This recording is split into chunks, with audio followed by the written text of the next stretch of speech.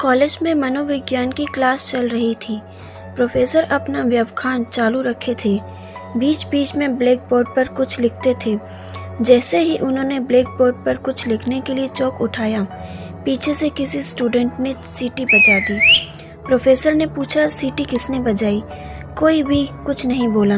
Professor ने कहा, चलो आज का लेक्चर यहीं रोकते हैं। आज मैं आपको एक कहानी सुनाता हूँ। सब बच्चे राजी हो गए और कहानी तन्मयता से सुनने लगे। कल रात मुझे देर तक नींद नहीं आई। मैंने सोचा क्यों ना इस समय का सदुपयोग किया जाए।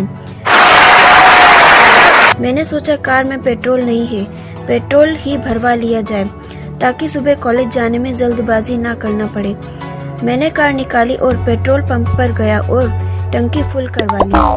वापस लौटते वक्त देखा कि सड़कें खाली थी, तो मैंने सोचा क्यों ना एक दो लॉन्ग ड्राइव हो जाए।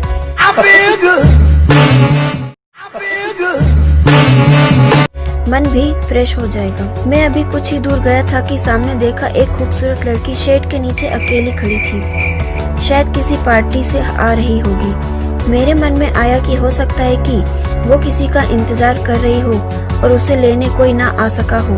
इसकी मदद करनी चाहिए। स्टूडेंट कहानी सुनने में तल्लीन थे। उनको मजा आ रहा था और कहानी में रमे हुए थे। मैं लड़की के पास गया और पूछा, मैं उसकी क्या मदद कर सकता हूँ? उसने सकुचाते हुए कहा कि मैं एक पार्टी से आ रही हूँ और घर जाने के लिए छोटे भाई का इंतजार कर रही हूँ। मैंने उसकी प्रॉब्लम को समझते हुए कहा, मैं उसको घर छोड़ सकता हूँ। वो कार का दरवाजा खोलते हुए आगे की सीट पर सलीके से बैठ गई। वो कनखियों से मुझे देख रही थी। मुझे इसका भान था। देखने में वो बहुत ही सुंदर और आकर्षक थी। मैं कार ड्राइव कर रहा था। हम दोनों में से कोई बोल नहीं रहा था और मन ही मन में एक दूसरे के बारे में सोच रहे थे। उसने अपना घर जंक्शन 24 के सेकंड लॉन में बताया था। मुझे वहां तक जाने में आधा घंटा का समय लगा। रास्ते भर में उसके बारे में सोच रहा था और वो भी मेरे ख्यालों में डूबी हुई थी। एक मनोवैज्ञानिक के तौर पर मेरा ये मानना था। उसके घर के पास आने पर उसने गाड़ी रोकने का इशारा किया और गाड़ी रुक गई, पर उसने उतरने की कोई जल्दी नहीं की। उसने अपना परिचय देते हुए अपना नाम पल्लवी बताया और मैं डाक विभाग के किसी ऑफिस में काम करती हूँ ये बताया। और बिना झिझक के उसने कहा कि मैं आपके मन बल साहत की कायल हूँ और वो मुझे चाहने लगी है। Seriously, what the fuck are you doing? मैंने भी स्वीकार किया कि वो मुझे अच्छी लगती है और मैं उसके लिए उचित वर हूँ।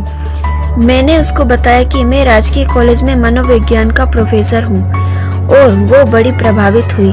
उसने कहा उसका छोटा भाई उसी कॉलेज में मेरा स्टूडेंट है। उसने ये भी कहा कि मैं उसका विशेष ध्यान रखूं। मैंने कहा उसका नाम क्या है, तो उसने बताया कि उसकी एक ही पहचान है कि वो सीटी बहुत मारता है।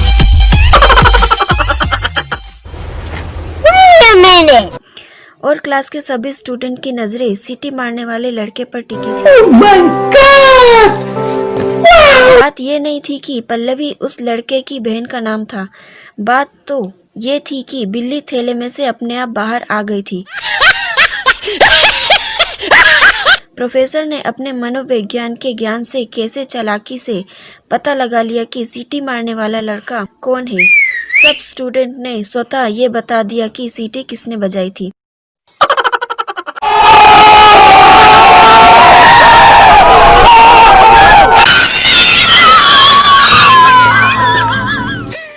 इसके बाद प्रोफेसर ने आखिर में कहा, मैंने अपनी पीएचडी डिग्री कमाई है, खरीदी नहीं है। सारे बच्चे हक्के बक्के होकर देखते रह गए।